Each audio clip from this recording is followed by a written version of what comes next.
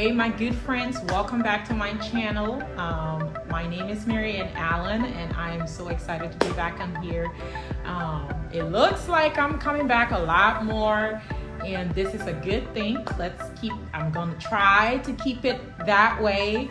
And you do your part, come back, watch the videos, share them with people who are planning to relocate, people who are interested in Liberia, etc.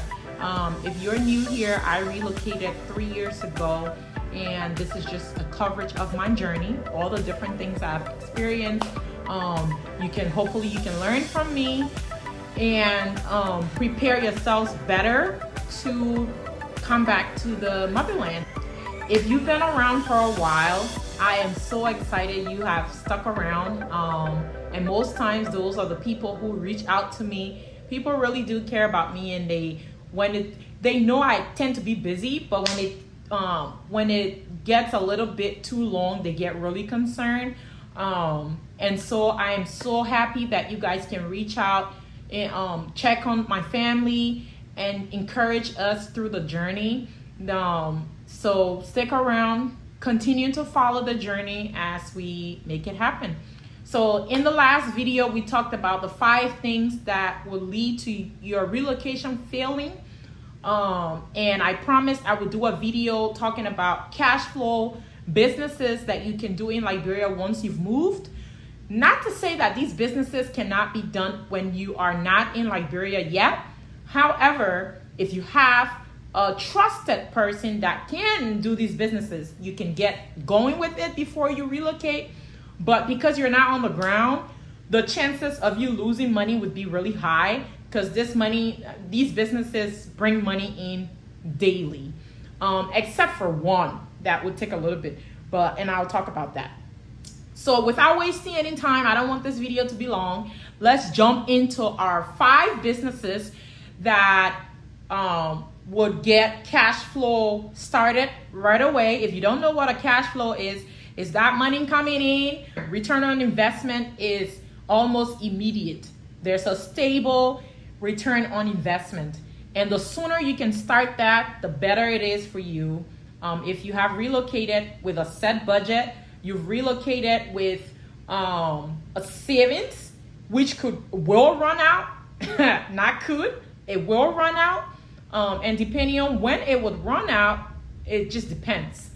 Even if you come with a recurring income, that is not also stable, it's not guaranteed. So you want to get something going as soon as possible, so you start having money coming in, and then hopefully you can scale that idea or scale that thing once you've tested it. So that's what we're going to be talking about today. If you have not subscribed, make sure you hit that subscribe button, share the video, like the video, comment. I love to engage with my viewers, and just stick around till the end, okay?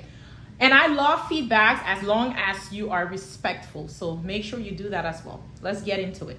Number 1 on the list, and I don't think these are arranged in any kind of specific order. I don't think one is more important than the next. It just depends on your personal situation and what you're interested in doing, okay?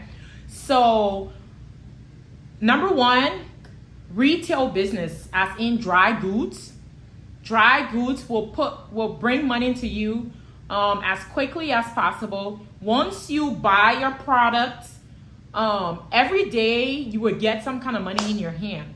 Now the amount of money that you would make would depend on what you're selling, the price point you're selling it at, and the community you're in, like the lack of the things that you're selling, the need. So dry goods would be like if you have a shop connected to your house, or you open a shop in your community and you put those little necessities that people like, things that normally go in shops, like sugar, butter, oil, flour, deodorant, body shower gel, washing soap, like things that people can they need on a daily basis. They're coming in to purchase those kind of dry goods.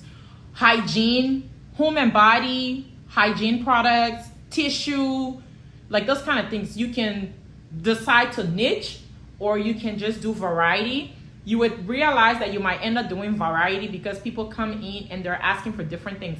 Like the community that we got our shop in, our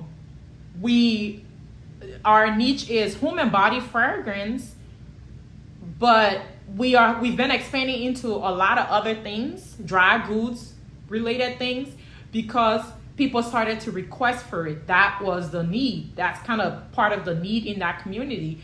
So we've gone into other areas and people do purchase. You would think that, oh, for what I'm doing, I don't get sales. I get sales. Now, not to say y'all haters, those who are here just coming to listen so they can come go be doing all kind of stuff to stop people progress. Close your ears.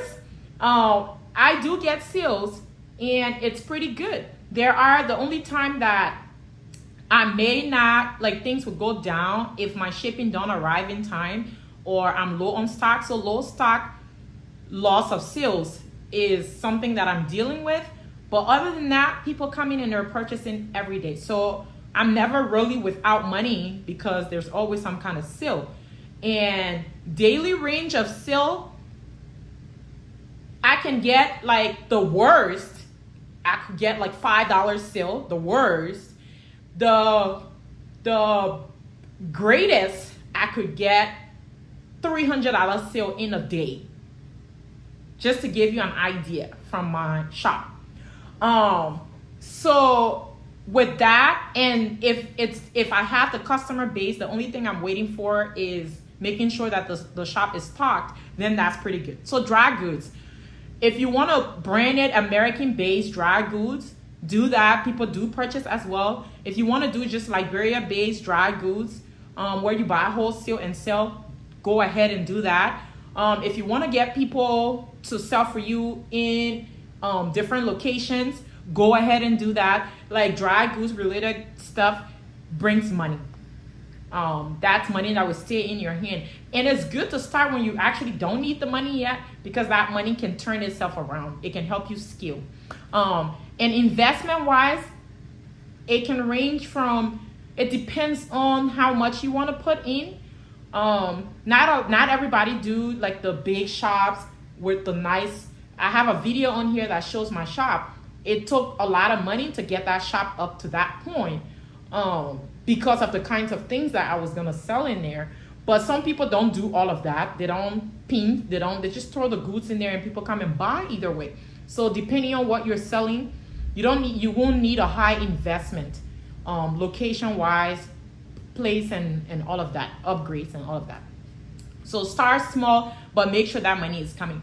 Number 2, water business, drinking water business. And we know that water is a necessity. It's a commodity. Those things that are important for human existence. Any one of them you go into, you will never go out of money. You will never go out of business. So, I don't want to divert the conversation into that, but let's just stick to it. Water business, okay? So water consumption is very high in Liberia. Clean water consumption is very high in Liberia. Now, there are a lot of people doing water business around, but the quality of water is not as good across the board. So there are some really nasty water companies. And there are people who are really putting a lot into how, like the purification of the water and all of that. And they're making good water where you can drink a sachet water and it will still be good. It won't bother you. It won't taste like well water, you know.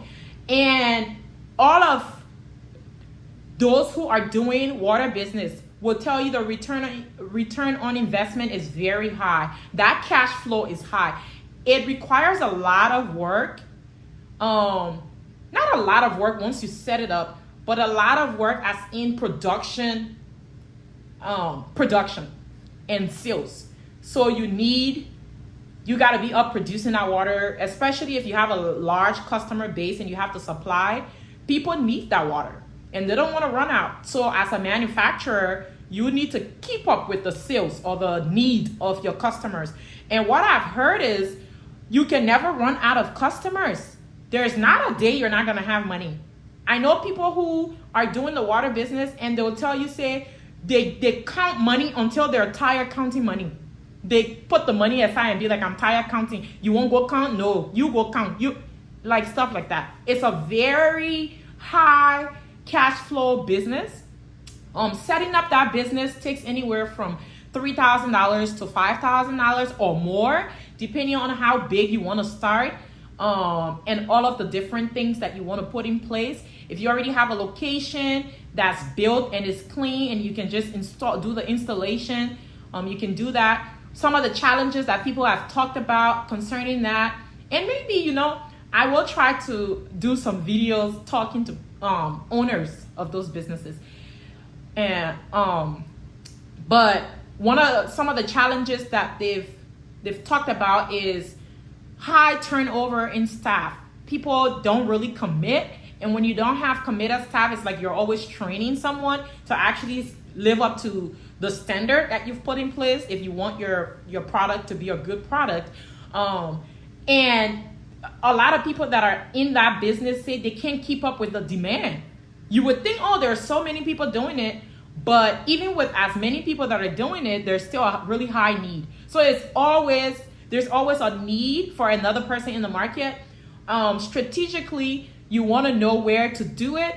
So if you're in a location where there's a high need, it's even more important to do it there, because you can serve your local neighborhood, the shops, the stores, the restaurants, the Kobo shop, even Kobo shops, they're buying sachet water to serve their customers.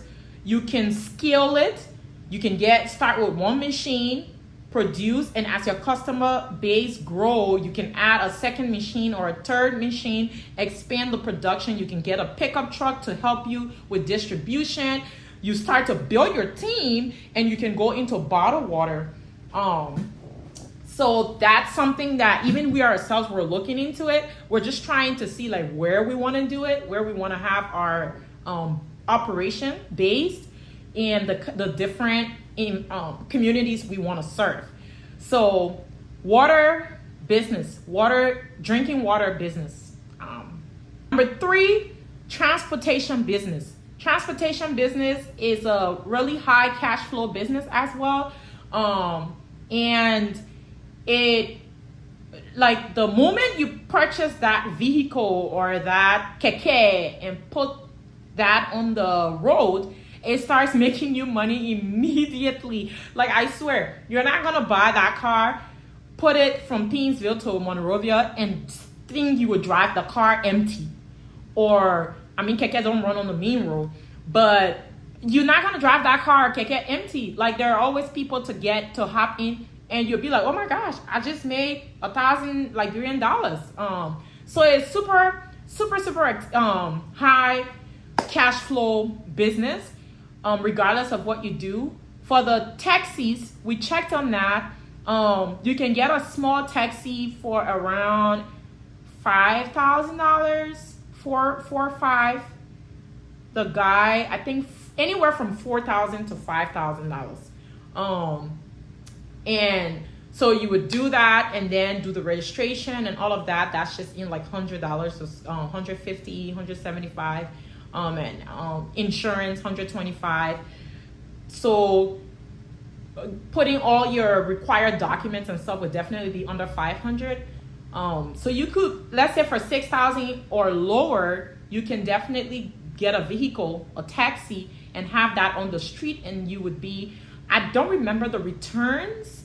We talked about that, but I don't remember. I'm gonna have to ask Rich about that. But it's pretty good return. They have people who want to do, how do they call it? Pay to own, work to own. So they will run for you and be paying you. You tell them how much to pay you, and they be paying you until they can pay that money that you set aside that you want. Then they own the vehicle, or you can just get your own person to run. Now, the challenges with that business is finding trusted people, because the money is coming, and people, like, if you got somebody who's really committed to work, they can work and earn a lot of money daily. And depending on the area that they're running, etc., they can earn a good money for you every week. And so if you give them a low threshold, they're gonna run above that and pocket the rest of it. And some of them will just, if you don't find an honest person, they will make the mark that you're asking for, and they'll still tell you they didn't make enough money, and they'll report something lower. So you want to make sure you pray about it. Hopefully you can find someone that would really be honest with you to help you get your money out of there. But there is not a day that you don't have money if you're in transportation business. The keke business is more recent, so the figures are still in my head. I think it's about $3,000 or $3,500 to get one, and the US dollars. And I hope you guys know what a keke is. I'm gonna find a picture and put it up so you know what that is. Now, the return daily for the keke running is about 3,000 Liberian dollars a day. So you could be making up to between $50 to $60 a week, or $50 to $70 a week, depending on how many days in a week the person runs. And so that's per week times 4. So if you're making, let's say, $200 to $250 a month on one keke, it might sound low, but because that cash is coming every day, it's a good investment, and you only paid $3,000 for it. Scaling that business actually is where you make the money, actually is where you see the money. So then your goal can be, okay, I want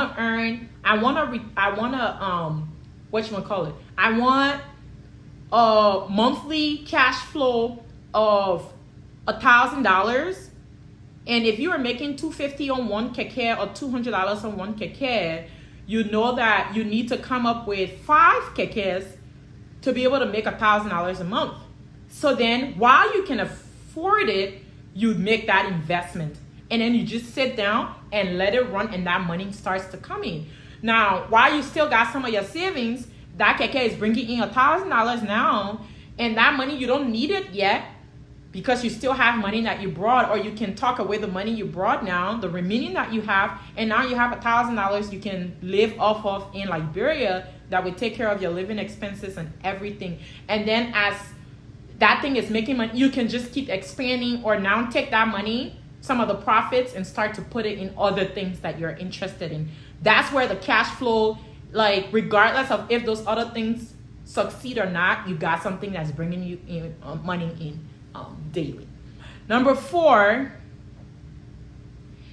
this is something that people don't think about. We didn't think about it. I mean, I thought about it when we first came, but I was like, I don't want to take business out of the everyday people's mouth, you know? I got to leave some things there for them. That's what you would think, but you came to live and help the everyday people. So do everyday business. If that makes you successful, go ahead and do it and hire people to get it done for you. So everyday snacks. Everyday snacks, number 1 on the list, plantain chips. We personally, the amount of plantain chips we purchase will pretty much tell you, say, Mary Ann, you're supposed to be doing plantain chips business to save yourself. Or maybe if I'm doing this, I will probably eat everything from myself. Or my husband will eat everything from the business. We buy so much plantain chips, and like us, many other Liberians, that's not even like people from abroad thing. People right in Liberia just eat plantain chips. We love plantain chips as a snack. That is something where the regular people will fry that thing, put a big top on their head, they're not even going out all day. They just pick the rush hour time, go and stand when that traffic is slow. And by the time the traffic clears out, 2-3 hours, their tray is empty. And they're making $2,000-3,000 Liberian dollar daily. If you do that Monday through Friday, you're making good money every week, and you can feed your family out of it. Now, if you come from abroad and you have a little bit more capital, you may think that's just the lower skill. People who are trying to survive. You can scale that thing. You can scale that thing because one bag of plantain chips is 100 Liberian dollars. So 10 bags is 1,000 Liberian dollars.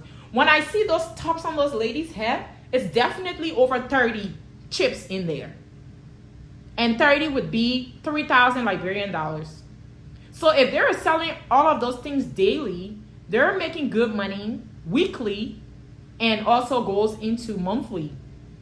And so they may be living off of it daily, so they may not experience the return. But if you don't need that money yet and you invest in something like that, that money could actually turn itself around. And by the time you start to need that money, you've accumulated a lot. So, and the cash investment is pretty low. Plantain is not expensive in Liberia at all. And if you don't want to get it from Monrovia, you can source it out of the rural area and get it for quite cheaper, quite less. They'll probably be pushing it on you, and you can make a lot more return on it. What you would do is do it like a factory stuff. Hire people that will cut it, bag it from a nice branding, put that on there. Nice, make sure the process that you train them, they can actually follow it so that it's not tasting stale or the oil tasting dirty, because we can tell. We who eat that a lot, we can tell. And have people work on commission, flood the streets, the supermarkets, start to export that thing to the US. Even the plantain chips that we buy in the US from those African Chinese stores and stuff, they come from other places. So do the same, it's a lot more, it's huge cash flow as well. So imagine if plantain chips or snacks business investment is that low and it's giving you the same daily return as a keke, let's say $3,000 a day. Which one would you do? The $3,000 US dollar investment or the $100 US investment that gives you the same money? So pretty good. And it's not just plantain chips. Plantain chips is one of the ones that people buy a lot, but there are a lot of other snacks that people like that you can sell, ready-made snacks. And the fifth one is not necessarily everyday cash, but it's a quick return on investment. And I put it there because it doesn't stay in your hand, okay? Once you successfully do it, it will be sold. And that's sourcing of everyday household needs. So what do I mean by that? For example, charcoal. Charcoal is something that people use, the everyday household use a lot. Source it. Don't buy it from people in town because it's already hacked up. Source it from in the bush. Don't even buy it from the people that have it on the side of the road when you're driving into those counties. No, it will still be a tinge expensive. Go to where they burn the coal in the bush. And I know people that know people. They will and where they burn it, you get it far less, and your profit margin is really high from what you purchase it at. So you're not even doing the burning, you're just putting in for X amount of bags and at this rate, and come up with your pickup, like how you're gonna pick it up.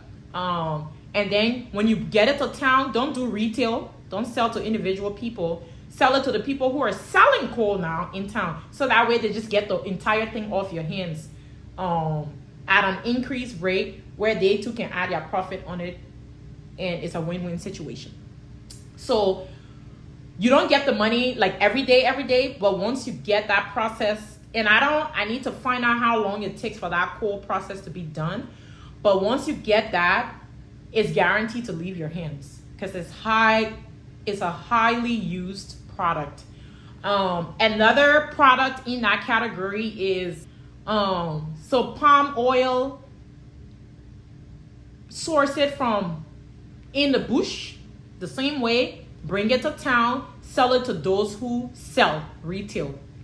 Another thing that goes a lot is seafood. So fish, crawfish, crab, those things, source it again from the water. Even if you don't want to buy from those who are like in Robertsport or Marshall Beach or Buchanan, those that come on the beach to sell it, buy your materials, your canoe, buy a motor, let the people put together a motorboat, put your team together, let them go on the water for you. So then when it comes, everything that comes to you or for you. And then you can bring it to town. By the time you bring that, those things are high products that people want. All the Liberians, individual Liberians, they want that. The supermarket, excuse me, when you bring it to the supermarkets, they actually want that product, and they can freeze it, package it, and make more money on it. So those are things that actually leave your hand as soon as it's available. Or you could actually open a cold storage and have it in there. So those are high returns, and those things get sold quickly. So those are the 5 cash flow businesses that you can do with high returns. If you've relocated to Liberia and you're looking for a way to establish some form of income, the sooner you can start, the better it is. And at least you're on the ground, so you have more overseeing, hands-on capacity, and your return can actually be much better than people who are away from Liberia. But if you are away and you have trusted people that can do that for you, go ahead and do it. And there are other things that you could do, but I thought to just talk about those 5. So leave comments in the comment section, ask a question, tell me what do you want me the next video to be on, and come again, share the video. Let's grow this channel, subscribe, and I'll see you in the next video. Thank you.